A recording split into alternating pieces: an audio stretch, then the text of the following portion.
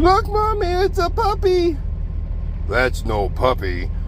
That is a legend. They call him Opie. How did you sleep last night, you beautiful puppy, you? Big stretch? Yes, you slept good. Until I got in bed with you. I just wanted to cuddle. Yes, I just wanted to cuddle. And then you pushed me out. You have the biggest bed in the truck and you pushed me out of it. But I still love you. Yes, I do. You're my puppy. Yes, okay. Let's get our day started. We gotta clean the trailer, check the tires. Yeah, do all the stuff to the truck we normally do. And then we go trucking. You ready? Okay.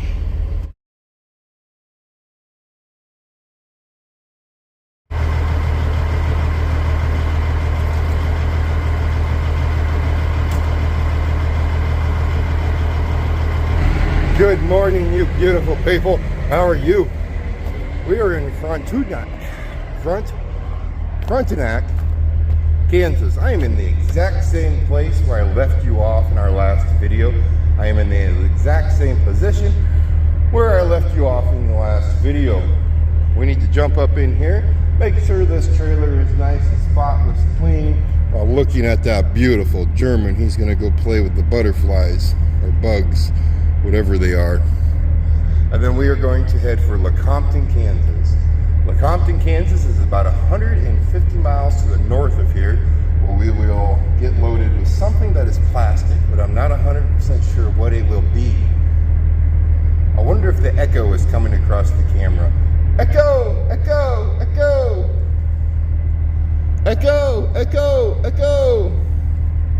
Yes, you're dealing with a massive dork today because I am in a good mood.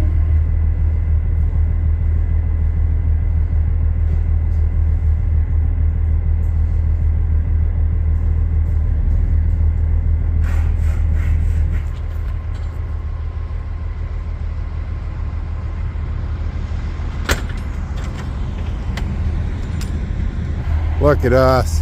We're rocking a shiny hiney. It could be shinier, but it's shiny enough. See, it could be a lot shinier. It's okay though.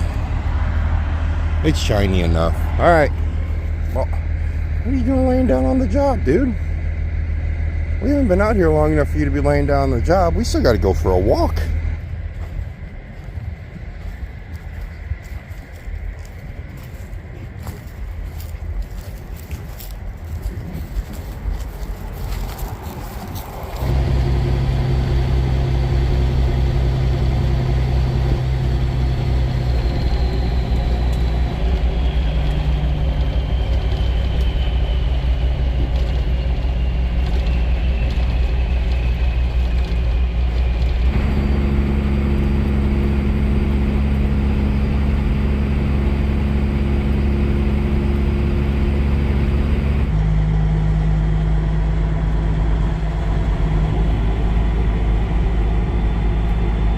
Welcome to Fort Scott, Kansas.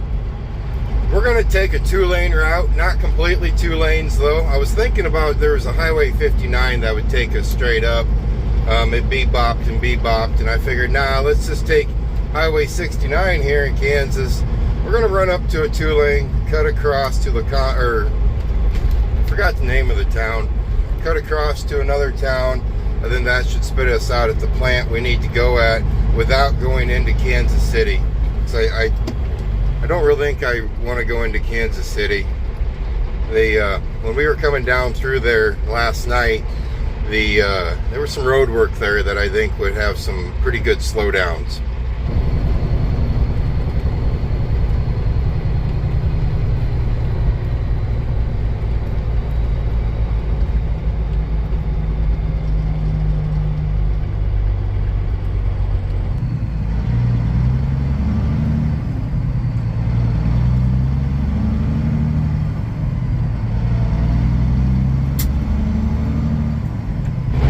Something when you go through cities in the middle of the night like we did this one last night. I think I noticed maybe 1, maybe 2 stoplights. There's a lot of stoplights going through town, and especially when you hit almost all of them, you notice them.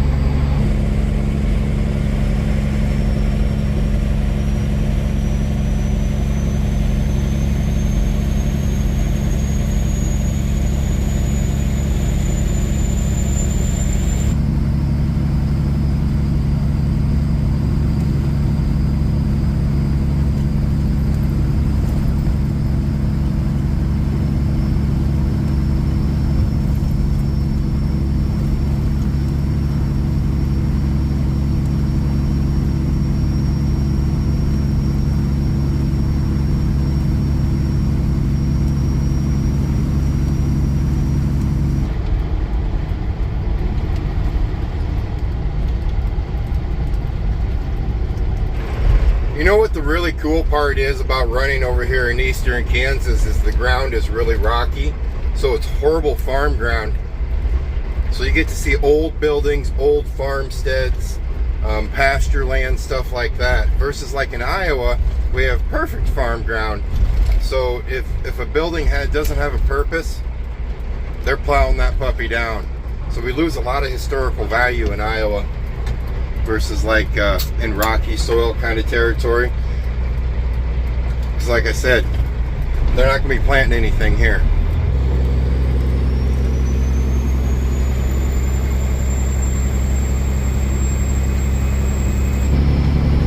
Most of it just gets used for pasture land, which I'm okay with. But you don't get to see, I don't know what that is. I'm not sure if that's something somebody built. Cedar Mill Country Store. I'm betting somebody built that to look old school. But it's a lot of old stuff, old buildings. Back home in Iowa, the ground is just perfect for field ground. So, I mean, like that strip of trees right there, it'd be gone because they could get 2 extra rows of corn. And I understand why they do it, but well, when you run around somewhere that you can't plant anything. I mean, I guess no. If you could plant something, it'd be planted there. Like that old barn sitting over there. You wouldn't get to see old barns like that anymore back home.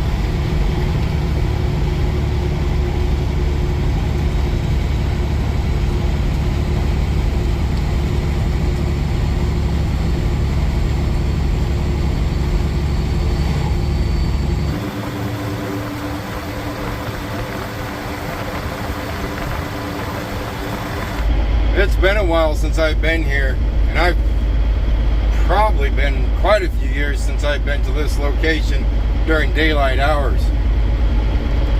It always used to be they were kind of old grumps here. Maybe it's changed since we've been here last.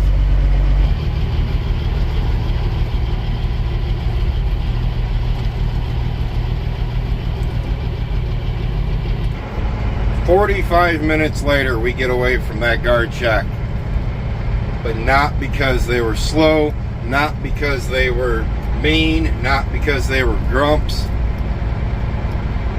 Desert Storm veteran sitting in that guard shack. Now, when I first pulled up, he's an older guy. Well, I don't know how old, but he looks a little older. And I seen his hat, and I seen the veteran. I was thinking, holy smokes, I mean, it's got to be Vietnam or maybe, you know, what war was it, you know? I pulled in and I seen it, you know, Desert Storm. And I got to thinking about it in my head. Yeah, Desert Storm was a while ago. It was when I was in elementary school when Desert Storm happened. I sat there and talked to that old timer for 45 minutes. only 45 minutes worth of that guy's past was just amazing. The stories he was telling me, they were over in Iraq. They got onto the plane that was bringing him home. They told him, the pilot said, "Buckle up, soldiers. Our current time is 5 a.m. Our current temperature is 128 degrees at 5 a.m. at the end of April." He gave me an exact date. I was just mesmerized by what he was saying, so I cannot remember it. It was middle of April. I do remember that. And this all started because I said, "Man, you can't complain about this weather, can you?" And he said, "Well, they probably will when it gets too warm out." And I go, "Well, I think I'd prefer the warm over the cold anymore." And then he went in to tell me about that story. That memory.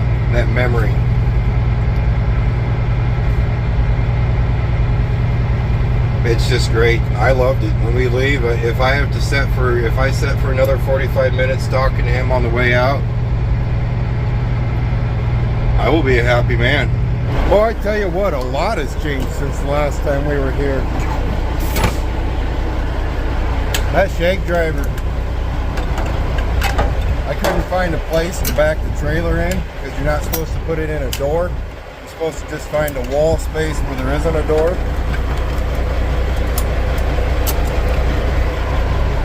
Extremely nice. They don't have an open wall space. It's just back in right here. But a very, very, very polite, nice guy. So you get old war stories from the guard shack. You get a polite, nice guy from the shake driver. I was wrong about this place. Yeah, I realized the last time I was here, well, it's been a while. And it's usually at night, so maybe nighttime people don't like me. This is a drop trailer. We're going to go over to the other side of the building. We're going to pick up our loaded trailer. And then we're going to take that up to the ice cream plant up in Lamar's, Iowa. Lamar's is about 300 miles from right here.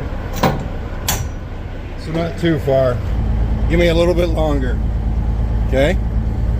Once we get hooked up to the trailer and we get through the guard shack, I will let you run around. We'll go for a little walk up and down the driveway. I know, you've been cooped up in here for a little bit. You're getting kind of owly. You were actually barking. I haven't heard you bark at somebody in a long time. At least somebody that's not at the house.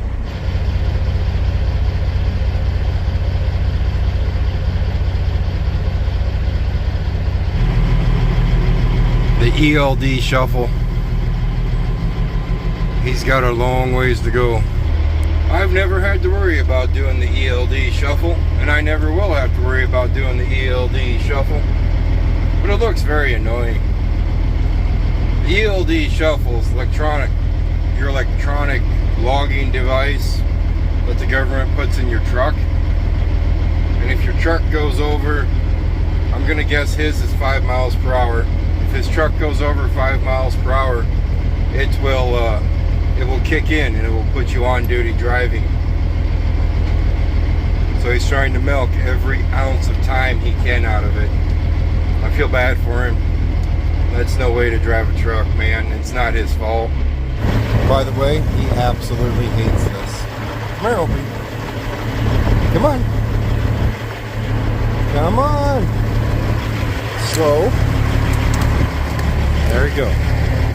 You like how I was 100% confident when I was talking to you about the ELD shuffle, when I said, I will never have to worry about it. I'm sure they're going to outlaw my truck someday, outlaw any pre-EGR truck. I'm pretty sure they will, the way everything's going. The way I look at it, if they ever throw in some kind of new law to where I am mandatory to run one, that's my deciding point, and we will become a 100% local driver, or we will hook onto something more agricultural related so we can avoid it. Kurt, ELDs aren't that bad, man. I'm used to them. I love them. I'm going to see that in the comments. That's cool. That is awesome. I am glad you love them. A lot of people, you don't even know the world without them. So you can truthfully say you love them. And a lot of guys, old timers even, they're like, you know what? It ain't that bad. I don't have to work near as hard. I guess I'm just too stubborn, I guess you could say.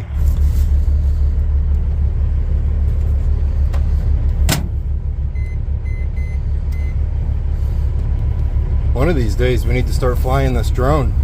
Remember that drone, guys? It's been sitting right there for a little bit. It'd be a perfect day to fly it today. I haven't flown it in so long. I'm betting I would have to re-educate myself how to use it, since I didn't know how to use it in the first place. Getting warm in here, man. Yeah, we might actually have to fire up the air conditioning.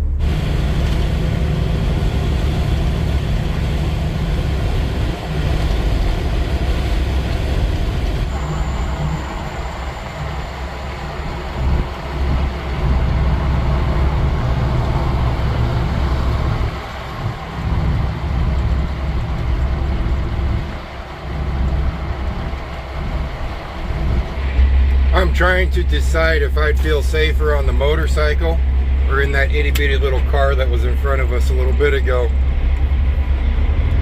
Probably the car. It's tiny, but it's probably got some pretty cool safety features to it.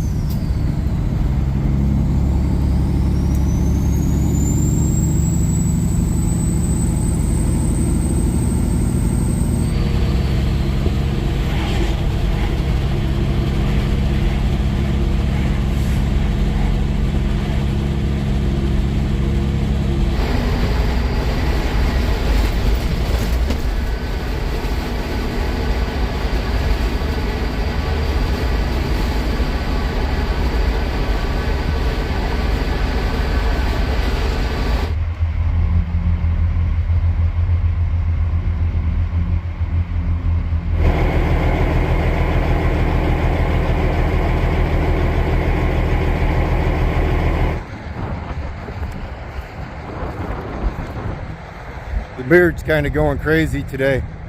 It's amazing what one tire can do. At least I'm hoping it is that one tire. All the way down, we come across, well, we came up Kansas on Highway 75, and then we jumped into Nebraska on Highway 75. Now we're just off of Interstate 29 in Iowa. And the whole time on 77, man, that truck was shaking. Now I understand, I put new bushings, new radius, stabilizer arm bushings in it, and all that other new stuff, but before I put those in, they were wore out. So her alignment wasn't right, and she still isn't aligned, but her alignment wasn't right, and it wore those tires a certain way. I'm thinking those tires is what's kind of giving me some shaking. I need to get her aligned now, get those tires rotated, and maybe a couple of them, I don't know. But I found one tire on the trailer that is shot, and usually that's all it takes is one tire in the whole setup of 18 tires. Come on, and you will get a shake. This is a pretty nasty shake. I don't think it's coming from that one tire, but it could happen. It could happen. Come on, old man.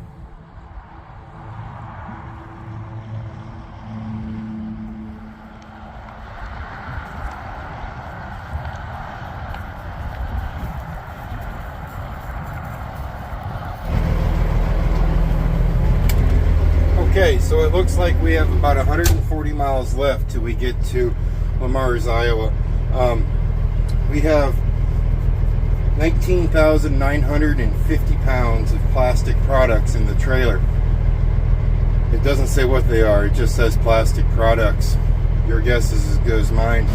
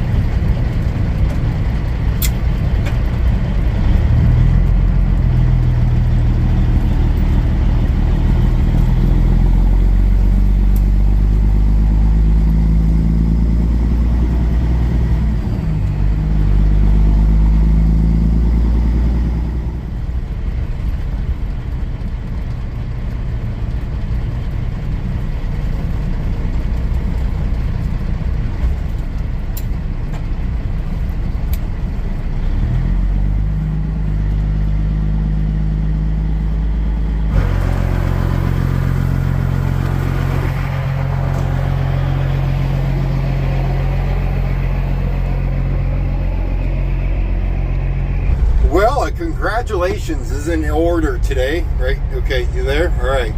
Congratulations is in order tonight. Little Bud, my son, Troy, him and Grandpa went out turkey hunting. It's opening day for youth season. Smoked himself a nice, good-sized gobbler. I'll put a picture of it right here for you can see it.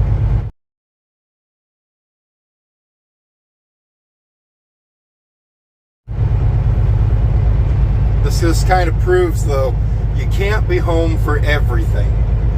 You try to be.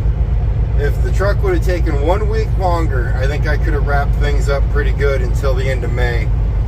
Because tomorrow, Tater Tot has a jazz solo ensemble that I got to make it to.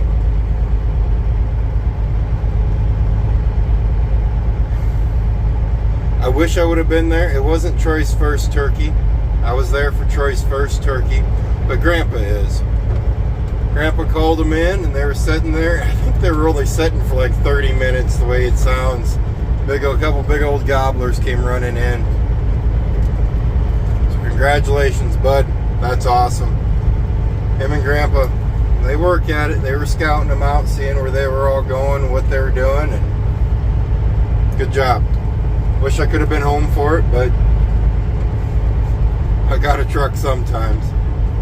But after Paige's Jazz Ensemble tomorrow, I think I only really have to be home every Saturday because both of my kids are in the trap shooting league, and that's when they shoot. We've made it up here to Lamar's. I'm trying to find a spot to put this trailer in these in this line behind me here.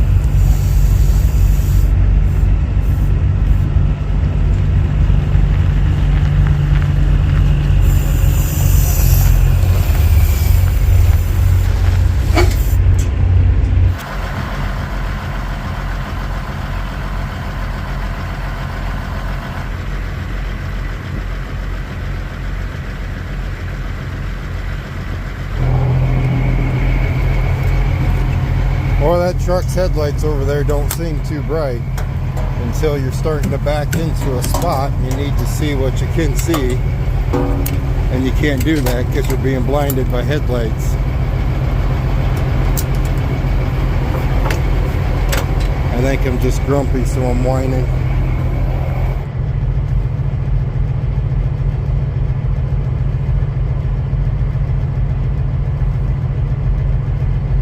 No, I'm not grumpy.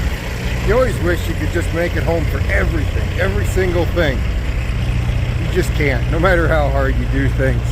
I'm home a lot more than other drivers, a lot more, and I still miss things.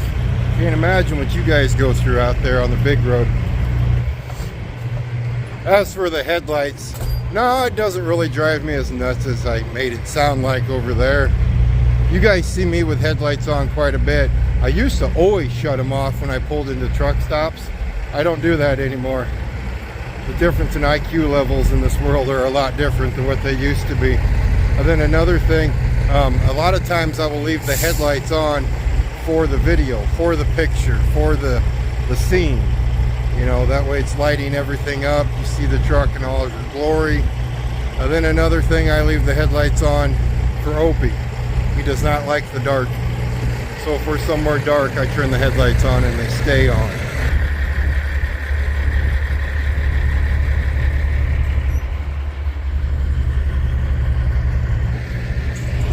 Hey, it's a fire hydrant. Aren't you supposed to like do something? Isn't that like a normal dog thing? Something with fire hydrants? Nope, Dad, trees work fine for me. But it'd be kind of iconic, you peeing on a fire hydrant and all. Not gonna do it. I will look at it though. So here's what's gonna happen now. I got the text message that my Indiana load is ready to go, and it's at the yard. I can go grab it, take it home, and leave fresh with it after we get done with Tater Tot's jazz ensemble tomorrow. But then I'm gonna, if I do that, then I take Highway 141 a good chunk across to Iowa, and yes, it is a 2-lane, but it's an annoying part of 2-lane. Or I can just go home from here and then come back up and get the trailer and then take Highway 20 across. That way we can stop by Sparky's.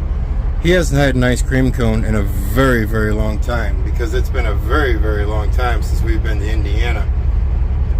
I think we're gonna go home from here, and then we can grab the yeah, we're gonna go home from here and then come back up, get the trailer, because realistically we're not any closer. I don't save any miles going and getting it from here. If I go back to the trailer, get it just adds more time, and I have to be up at 6 o'clock in the morning, go over, pick Mom up, and then be at the school by 7 o'clock in the morning. It's gonna be a long day tomorrow.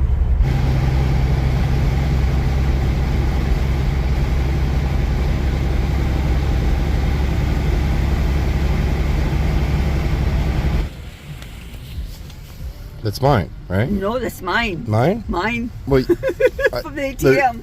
There's a finder's fee from the ATM. That's for me. Right there. Why can't I have it? No.